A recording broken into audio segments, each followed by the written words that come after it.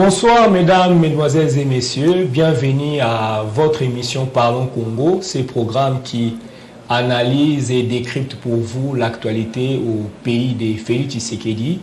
Pour ce énième numéro, nous avons comme invité Prince Willy Michiki, il est de l'Union Sacrée, avec qui nous allons débattre des questions brûlantes de l'ère. Prince Willy Michiki, bonjour. Bonjour. Comment allez-vous? Oui, je vais très bien. Comment va l'INANA? L'INANA, comme l'AFDC allié, qui est notre regroupement, se porte à merveille. Ok, on va attaquer l'actualité. Nous sommes à la semaine de l'alternance, comme on le dit. 3 ans déjà depuis qu'il y a eu passation du pouvoir civilisé en République démocratique du Congo. Willy Michiki, quand vous remémorez cet événement qui, dans le passé, c'était utopique, qu'est-ce qui vous revient? Vous vous dites que c'était un jour merveilleux, c'était historique, ou bien quelle était votre impression? Bien? Bon, c'est vrai que le 24 janvier devrait rester dans l'histoire de l'annale, dans l'annale plutôt de l'histoire congolaise, d'autant plus que, contrairement à beaucoup de pays africains, on peut aujourd'hui croire qu'un pouvoir organisateur peut perdre les élections, si vous me permettez la tautologie, organisées par lui-même. Dans ce pays, puisque souvent, les gens, et c'est là même, c'est une histoire que nous devrions aujourd'hui revisiter pour dire que c'est tout cela qui s'agite aujourd'hui. Pour dire que le fait de ne pas être présent dans la CENI ou y être valablement représenté est un handicap à la réussite des élections de 2023. On a démontré dans ce pays qu'un candidat qui est ici de l'opposition, sans aucun représentant à la CENI, peut gagner les élections haut les mains. Félix est le cas. C'est pourquoi nous disons, nous, que c'est un événement qui vaut la peine d'être célébré. De deux, il faut aujourd'hui féliciter l'ingéniosité de Félix Tshisekedi, qui va rester dans l'histoire pour avoir changé une majorité en pleine législature encore.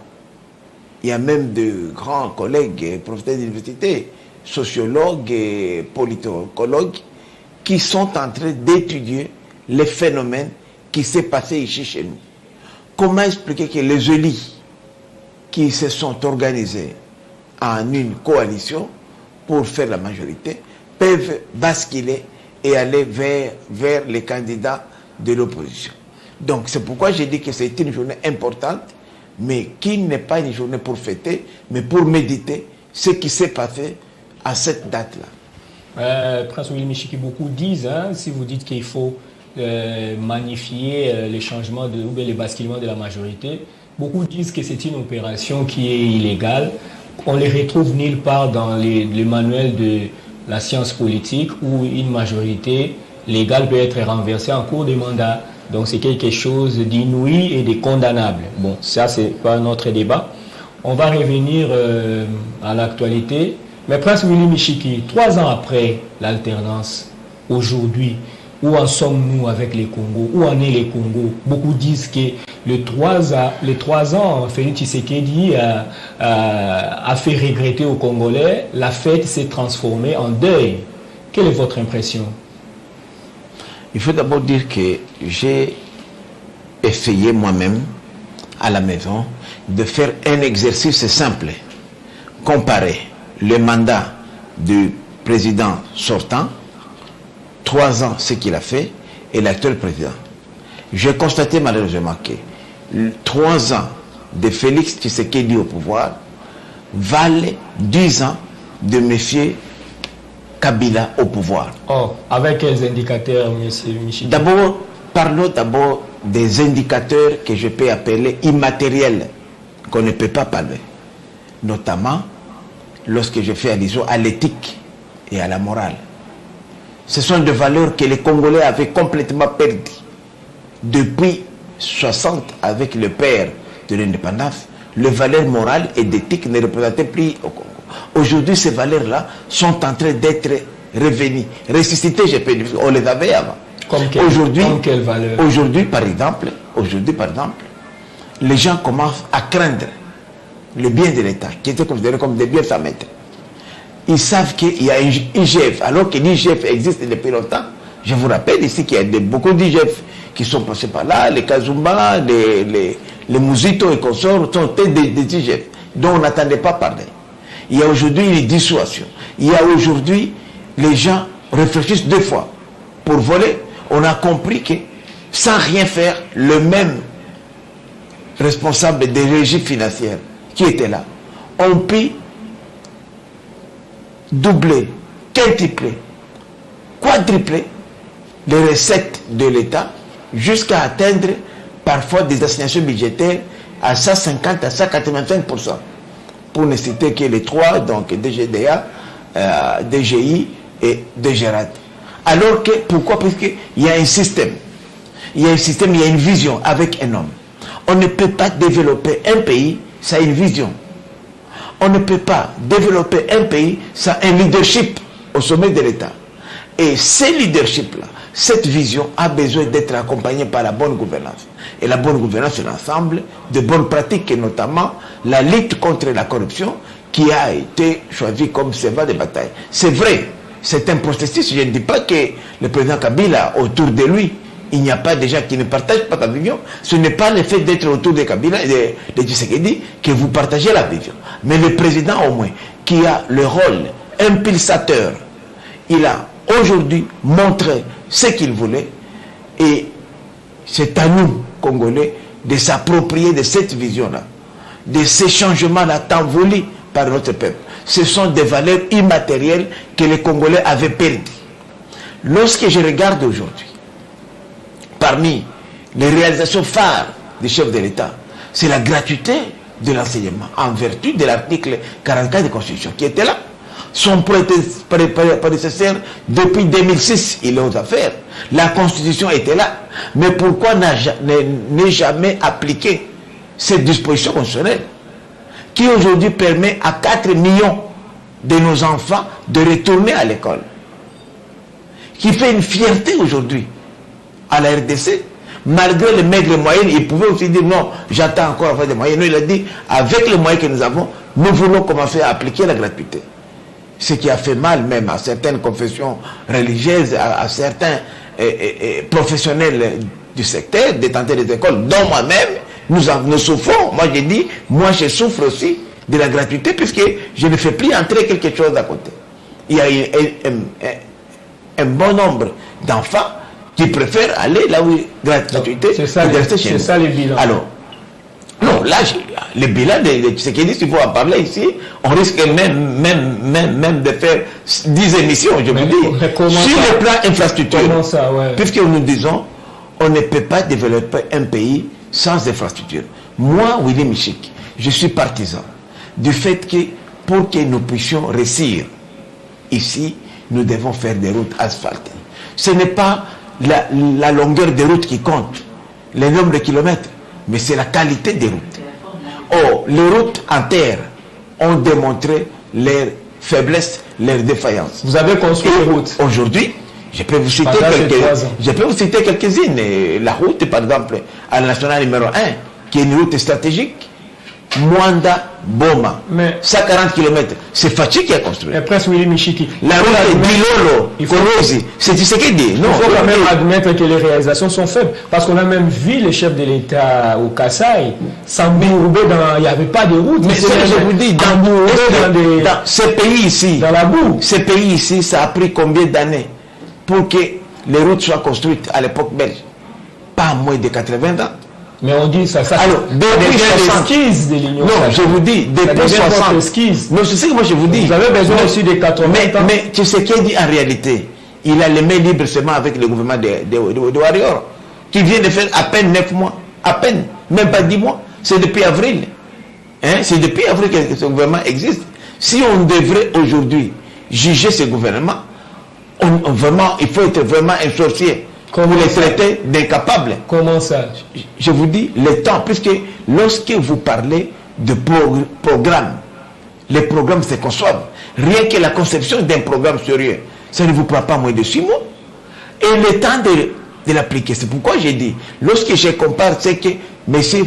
Kabila Joseph, qui est le prédécesseur de Tshisekedi, a pu réaliser pendant 10 ans, c'est exactement ce que Félix vient de faire pendant 3 ans. Et en plus, ce n'est pas le président de la République, lui ne donne que l'impulsion en tant que visionnaire, mais c'est le gouvernement. C'est pourquoi moi je suis de ceux-là qui pensent qu'aujourd'hui, ce gouvernement ici, qui est mis en place de la précipitation après la révolution qui a été opérée, il nous faut maintenant un nouveau gouvernement composé de femmes et hommes compétents et aguerris politiquement, capables maintenant de répondre aux défis du moment. Quels sont les défis du moment, mon frère Justin?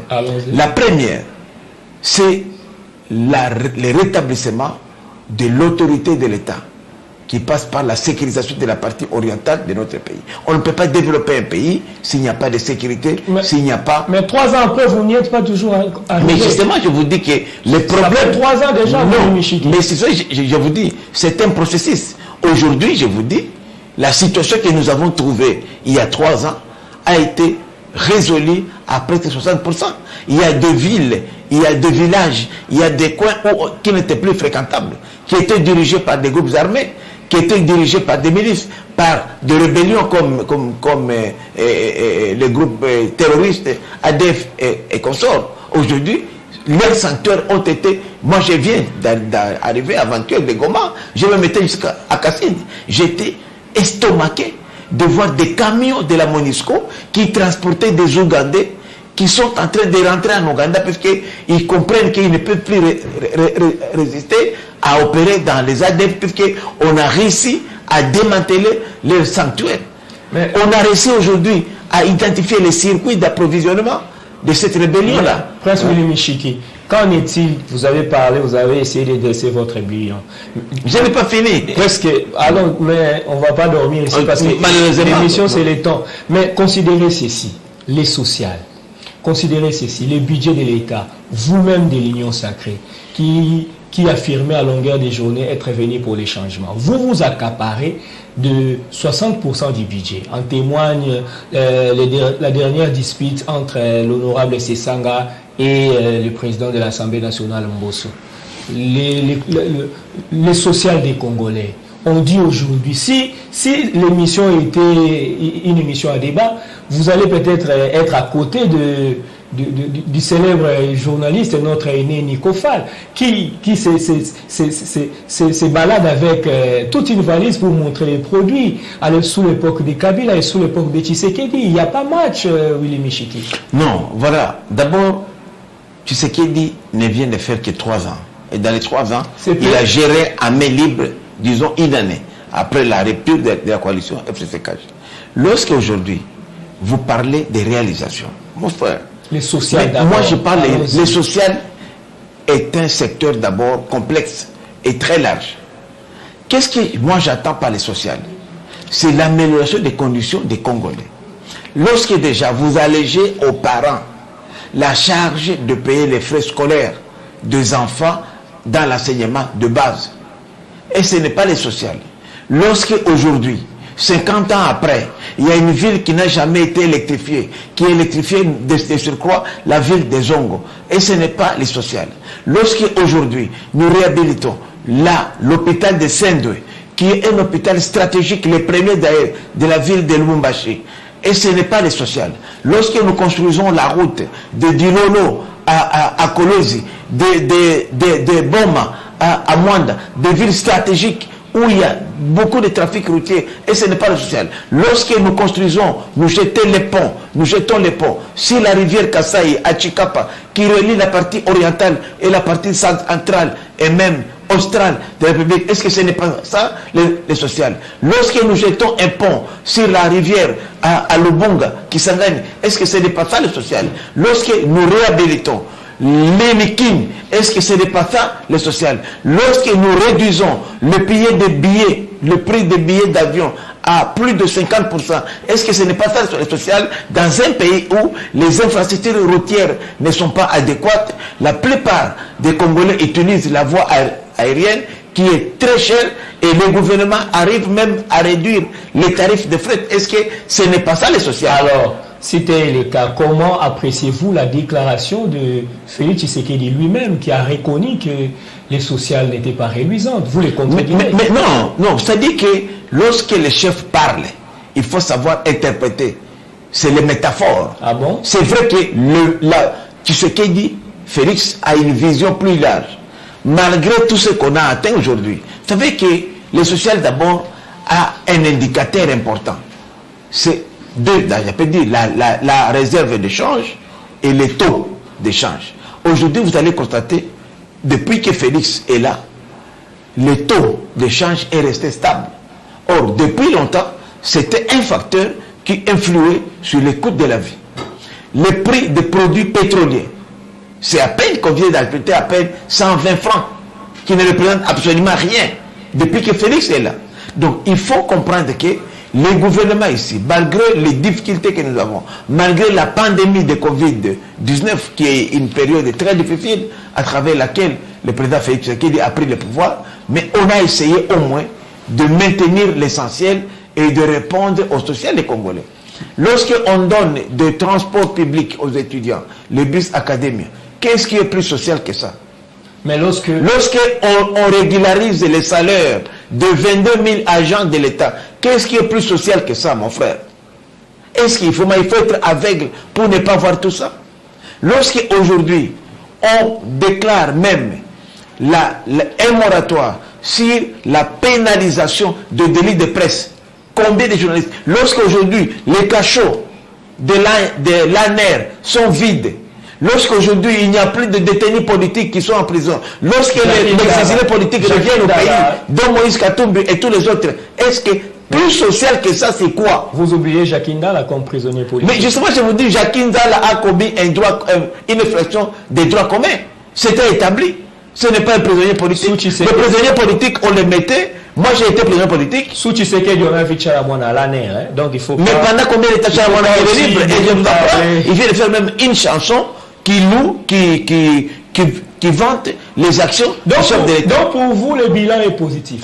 Est largement positif par rapport au temps que M. Tshisekedi a fait là-bas. Mais le vrai bilan global sera donné dans 5 ans. Est-ce que vous avez vu la visite du président au Kasaï? Comment vous pouvez parler des positifs? Alors que le président lui-même craint même qu'à l'Équateur, il a même dit ça dans le Conseil des ministres, qu'il craint d'aller à l'Équateur pour découvrir la même situation qu'il a trouvée au Kasaï. Mais là, est-ce que vous dites que c'est positif alors que nous avons tous suivi ce qui s'est passé au Kasaï? Peut-être que vous avez mal compris le président. Le président fait des efforts. Vous savez, les hommes sont ce qu'ils sont. Il y a une volonté politique et il y a une matérialisation de fait de cette volonté politique. Et ici, justement, est-ce qu'on mange la volonté politique? Est-ce qu'on est éclairé par la volonté politique? Est-ce qu'on circule dans des routes par la volonté politique? Les Congolais et Congolaises devraient comprendre d'abord comment fonctionne notre constitution. Dans notre constitution, le chef de l'État règne mais ne gouverne pas. Il a un gouvernement. Lui, il ne donne que l'impulsion. C'est un élément impulsateur. Mais dans la pratique, Prince Willy Michigi, c'est pas ce qu'on voit. Aujourd'hui, Samalou Konde est presque devenu un garçon de course, un secrétaire. On ne le voit même pas, on ne sent même pas qu'on a un Premier ministre. Le président Tshisekedi qui est sur tous les fronts, toutes les caméras. C'est ce que je vous dis. La Constitution reconnaît au Premier ministre la fonction de chef et le rôle de coordonnateur du gouvernement. C'est lui, le chef du gouvernement. Il a beaucoup de pouvoirs, plus que même le chef de l'État en matière de gestion quotidienne. Des pouvoirs confisqués par le président ainsi que son cabinet. On a vu dernièrement, Prince Willy Michigi, un conseiller qui détient l'argent à la place de ministre, un conseiller qui initie et coordonne des projets gouvernementaux pour ne pas les citer Marcel Bilomba.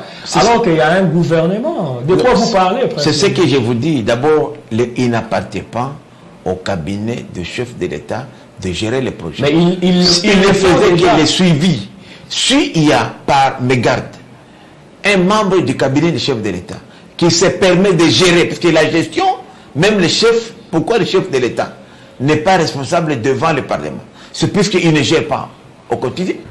Donc ça, ce sont des violations individuelles qui doivent être sanctionnées jusqu'aujourd'hui, pas par le président. Mais moi, j'ai dit aujourd'hui, par exemple, lorsqu'il y a moi, Willy Bichik, je suis ministre de mon secteur. Toi, tu es conseiller du chef de l'État. Je ne te laisse pas mettre tes pieds dans mon secteur. Parce que la Constitution est claire. Le ministre est le chef de ce département. J'ai été 8 fois au gouvernement. Je sais de quoi je parle, mon frère. Donc les ministres devraient s'opposer. C'est pourquoi je vous dis, pas s'opposer, mais il devrait assumer ses prérogatives constitutionnelles. Et ce n'est pas au chef de l'État de le refuser. C'est pourquoi moi j'ai dit, le gouvernement qui a été mis en place, c'était dans la précipitation.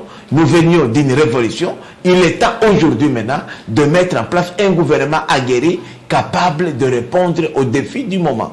Parce que le gouvernement Sama Lukonde, d'après vous, n'est pas à la hauteur. Non, aujourd'hui, moi je vous dis, sans gants, que le gouvernement Sama Lukonde aujourd'hui ne répond plus aux conditions du moment. Nous sommes à la veille de l'échéance électorale.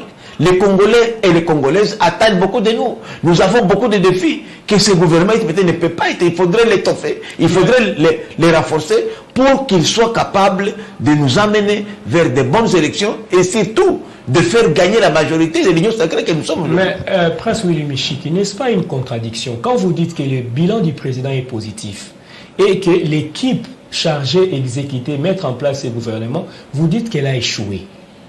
Mais je ne dis pas que l'équipe actuelle a échoué. Je dis que l'équipe actuelle doit être renforcée. Puisque, non, le fait, ce qu'ils ont fait leur part des choses. Les gens qui ont réussi. Non, mais d'après vous. Non, le contexte maintenant est différent. Le contexte actuel, nous sommes maintenant dans une année préélectorale. Il y a beaucoup plus de demandes. Nous devons aujourd'hui accélérer le processus électoral. Nous devons mobiliser des ressources pour organiser les élections. Il y a les opérations d'identification des Congolais. Il y a l'opération d'enrôlement. Il y a les opérations électorales, la logistique. Ça, c'est le rôle de la CENI, non? Justement, mais la CENI a besoin de moyens. Qui va mobiliser les ressources de la CENI? Il faudrait que la CENI doit avoir sa dotation d'une manière indépendante. Comment mobiliser ces ressources-là? Mais les gens qui ont ramené le budget à 10 milliards, Prince Willy Michiki, mais justement, vous dites qu'ils ont échoué. Justement, je vous dis, ça sont des projections, mais ramener le budget à 10 milliards, c'est une chose. Mais mobiliser les ressources, c'est une autre chose. Vous pouvez plusieurs fois dans ce pays, on a vu des budgets qui ont été obligés d'être revisités.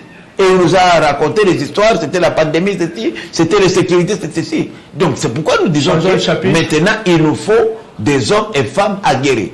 Ou renforcer l'équipe actuelle. Moi, c'est mon point de vue en tant que membre de l'Union sacrée. Ce n'est pas lesquels, n'importe lesquels. Je suis le Jean-Baptiste qui avait annoncé l'arrivée de mes filles. Félix Tshisekedi. Vous surnommez maintenant Jean-Baptiste? Oui, on m'appelle Jean-Baptiste, parce qu'à l'époque, peut-être vous ne m'avez pas fait le pas, dans les mêmes micros ici, j'avais prédit la chute, la déchéance de la coalition FCT-CAJ. 4 mois avant, personne ne me croyait. D'accord. Donc, qui est c'est quand Jean-Baptiste prêchait dans le désert que le Messie arriverait, on le prenait pour un aventurier. D'accord. Prenons un autre chapitre, l'Union sacrée. L'Union sacrée. Où en êtes-vous avec l'affaire Jean-Marc Kabound? On dit que vous, à l'Union sacrée, vous les alliés, vous êtes trop content au fait de ce qui arrive à Jean-Marc Kabound. Non, il faut dire d'abord que Jean-Marc Kabound... On vous voit dans des réunions, comme dernièrement au Fleuve Congo Hotel, très joyeux de l'absence de Jean-Marc Kabound. Hein? Non, il ne faut pas trop donner de l'importance à Jean-Marc Kabound. Vous savez, moi je suis un ancien de l'IDPS, je suis cofondateur de ce parti. J'ai été secrétaire général adjoint chargé des questions politiques, administratives, judiciaires de ce parti-là. Je crois que je les connais très bien. C'est mon école politique. Je vous dis, il n'y a pas de personne irremplaçable ni indispensable dans l'IDPS. Jean-Marc Kabound, ce qu'il a commis comme acte a déshonoré aujourd'hui les partis. Il n'appartient pas aux députés le rôle de régler la circulation routière. Il n'appartient pas aux députés de trouver les pneus des gens. Et aujourd'hui, même s'il y a infraction, ce n'est pas aux députés de le faire, même pas au commissaire général de la police numéro 1. On donne une contravention. C'est ça la sanction. Et en cas d'infraction grave, on amène les véhicules à la fourrière. Arrêter les gens et même ordonner sa garde à arrêter les gens, c'est une infraction, c'est un détournement de forces armées et de la police. Est-ce qu'il y a une infraction du code pénal militaire? D'accord. Est-ce que ça lui aurait valu? Ou bien la sanction, c'est à longueur de journée, vous les membres de l'Union Sacrée, faire des déclarations, des désaveux à l'encontre de Jean-Marc Kaboun? Oui, puisque Jean-Marc Kaboun... Ou bien vous avez, c'est un règlement de compte, vous avez vos conflits? Pas du tout. Moi, personnellement, j'ai beaucoup d'estime à la personne de Jean-Marc. Je le connais depuis longtemps au sein du parti. C'est parmi nos jeunes gens bouillants qui ont fait la fierté de l'IDPS. Mais la position qu'il occupe aujourd'hui ne lui permet pas de poser de tels actes qui déshonorent le parti présidentiel. C'est seulement ça. À la place, oui. Et rien que ça, c'est l'essence d'honneur. Il doit être écarté. C'est l'essence d'honneur, pas écarté. Il doit démissionner de ses fonctions du premier président. Dans le cas contraire, on va les contraindre à les démissionner. Là, malheureusement, il va connaître la même chose qu'il a connu avec le bureau Maboun. Deuxième chose, il doit remettre les tabliers, les mandats de l'IDPS. Il a été élu par l'IDPS qui lui a fait confiance. Et lorsqu'il pose de tels actes qui déshonorent les partis, il doit rendre tablier et se retirer. Mais s'il a le sens d'honneur, c'est à lui de le faire. S'il ne le fait pas, il sera contraint malheureusement de le faire. Vous ne craignez pas une déstabilisation? Jean-Marc Kaboun, ce n'est pas Je ne pense pas. C'est d'ailleurs un général de la rue. Non. Et en plus, mon cher, il connaît beaucoup de secrets. On dit qu'il va mettre tous les secrets à la place publique. Hein? Justin, je suis à l'IDPS 2 mois après sa fondation, de la clandestinité. Je connais ce parti-là. J'ai été cofondateur de ce parti. Jean-Marc Kaboun est venu à l'IDPS il n'y a même pas 15 ans, 2 décennies. Moi, je suis là depuis les années 82. Plus de 30, 35 ans à l'IDPS. Donc, je connais mieux ce parti-là. Je vous dis, nous tous, nous avons quitté ce parti et le parti continue. Même Félix Tshisekedi peut quitter ce parti, il continuera. Je vous dis, ce n'est pas jamais Kaboun qui... Si Kaboun avait une influence, puisqu'on voulait solidifier le parti, on le soutenait comme dirigeant du parti. Du moment où le parti lui retire sa confiance, Kaboun est fini politiquement. Et Kaboun, pour son honneur, je le conseille de se retirer, non seulement du bureau de l'Assemblée nationale, mais aussi de la présidence du parti. Il fera œuvre utile, puisque ce qu'il a commis comme acte est indigne d'un représentant du peuple d'abord et de surcroît de représentant. Hein? Mais en politique, mais qu'est-ce qu'il a eu Kaboun? Kaboun avait quoi? Entre nous, vous et moi. Il avait quoi? Non, ça dit qu'aujourd'hui, c'est lui qui est ingrat à l'égard de l'IDPS. C'est l'IDPS qui l'a forgé. Nous tous, notre école politique, c'est l'IDPS. Kaboun est venu ici. Qu'est-ce qu'il avait entre nous? Ni Tété Kabound. Tout ce que vous avez vu comme villa là. Mais qu'est-ce que Kabound a fait? Mais je vous dis, mon cher, c'est la vision Fachi. Kabound n'était qu'un exécutant. Ni Tété Kabound, Tshisekedi allait soutenir la candidature de Martin Fayoulou à Genève. Mais non. C'est grâce à l'homme qui a donné l'ultimatum. Mon cher, ce n'était pas Kabound. Je vous dis que c'était la base. Il était là comme président, comme secrétaire général. Les images existent encore où il dit... On donne au président 48 heures de quitter cette affaire. Les images existent. Mais c'est ce que je vous dis. Mais c'est lui qui était le porte-parole. Mais c'est la dynamique du parti. C'est la même dynamique là qui aujourd'hui fera partir. Mais on dit que Tshisekedi ne sait pas garder les alliances. Il a eu des conflits avec tout le monde. Maintenant, c'est le tour de Kabound. Mais il n'y a pas d'alliance. Je vous dis, il n'y a pas d'alliance entre Tshisekedi et Kabound. Kabound a failli à sa mission. Il n'a pas su gérer le pouvoir. Le pouvoir l'a dépassé. C'est l'ivresse du lait. Il est enivré du lait. Il a eu tellement beaucoup d'argent qu'il ne savait plus quoi faire. Et vous vous rendez compte qu'un député se permet de trouver l'épinay, de régler la circulation. Est-ce que c'est le rôle des députés?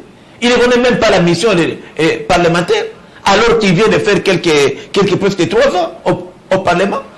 Il doit reconnaître. Moi, je suis aussi contre l'expédition punitive qui a été organisée à la résidence de Kabound, quelles que soient les fonctions qu'il occupait, qu'il occupe jusqu'aujourd'hui d'ailleurs. Puisque pour perquisitionner, il y a une loi qui organise la perquisition dans les domiciles de quelqu'un. On va terminer. Oui. Donc, mais on doit dire que Kabound c'est la goutte d'eau qui a pu faire déborder le vase. Donc c'est lui qui a provoqué ça. S'il s'est comporté dignement, il n'y aurait pas de problème. On va terminer cet entretien par cette toute dernière question. Comment voyez-vous l'avenir pour les 2 ans qui vous restent avec l'immense programme des 145 territoires? Beaucoup disent que c'est de l'utopie. Vous allez même manquer du temps. Et on dit que c'est à la va-vite, vu l'échec, vous êtes enfermé pour mijoter, c'est complet. D'abord, il faut dire d'abord que c'est la première fois qu'on pense aux milieux ruraux. Vous savez que plus de 70% d'investissements sont faits dans les milieux urbains. C'est ce qui est d'ailleurs à la cause de l'exode rural que nous connaissons aujourd'hui. Tous ces petits Koulouna là, tout ça, ces petits motards qui ne connaissent même pas conduire les motos qu'on connaît ici, viennent de milieux ruraux. Puisque dans les milieux ruraux, il n'y a pas de développement, il n'y a pas d'investissement, il n'y a rien, il n'y a pas d'eau potable, il n'y a pas d'électricité. Tout le monde a tendance à aller vers les grands avantages. L'idée aujourd'hui de développer les territoires ruraux, c'est une idée géniale. C'est une vision, en fait, une vision nouvelle. Évidemment, il faut l'accompagner par la moitié. Mais moi, j'ai dit, le montant même alloué... On dit que c'est un éléphant blanc. Non, ce n'est pas un éléphant blanc. C'est une vision. Il faut maintenant la rapporter. Lorsqu'on donne 2 500 000 $ par territoire, je prends les territoires comme les miens, à Walikale, qui fait 24 000 km². C'est rien. Mais pourquoi moi j'ai dit, il faudrait maintenant intéresser les partenariats, favoriser plutôt les partenariats publics-privés, envie de faire entrer les privés dans le développement des territoires. Puisque les privés, lorsque vous mettez les privés dans l'affaire peut marcher. Et les privés peuvent facilement obtenir des crédits pour développer les milieux ruraux. Et puis, il faut dire aujourd'hui, inciter aussi les gens à vivre dans les milieux ruraux. J'ai participé à une conférence vraiment extraordinaire, mais dont les médias, vous les médias, vous avez parlé très peu. C'est aussi le développement durable des milieux ruraux, qui était d'ailleurs organisé par le gouvernement ici, en collaboration avec NEPAD et le PNID. C'est une initiative du ministère de Développement Rural, pilotée de main de fer par son Excellence ministre d'État, ministre François Roubota, qui a démontré que les pays africains investissent très peu dans les milieux ruraux et ont fait une recommandation qu'on commence à investir au moins 15% du budget dans les milieux ruraux. Ce sont des avancées aujourd'hui que nous saluons, mais ce que nous disons, il faut toujours la vision d'un homme. Rien ne peut se faire sans vision. Et je suis optimiste pour les 2 ans à venir que vous allez faire des miracles. Mais c'est ce que dit, avec la dynamique qu'il y a aujourd'hui, d'ici 5 ans, nous allons faire un mandat qui fera sourire les Congolais et qui va remplir les paniers de la ménagère. Voilà, comme on dit, qui vivra verra, parce que beaucoup ne voient pas la faisabilité de cela, mais ce n'est pas à nous de conclure, c'est au peuple de juger. Et voilà, c'est par ici que nous mettons un terme, fidèles téléspectateurs, à cet entretien houleux avec le prince Willy Michiki, qui est difficile à contenir, mais on a fait quand même l'effort. Nous disons merci à l'équipe technique qui nous a accompagnés, Belgodor Mutombo, Réveil Coupa, ainsi qu'à la régie, l'ingénieur FIA. Nous vous disons merci et à bientôt.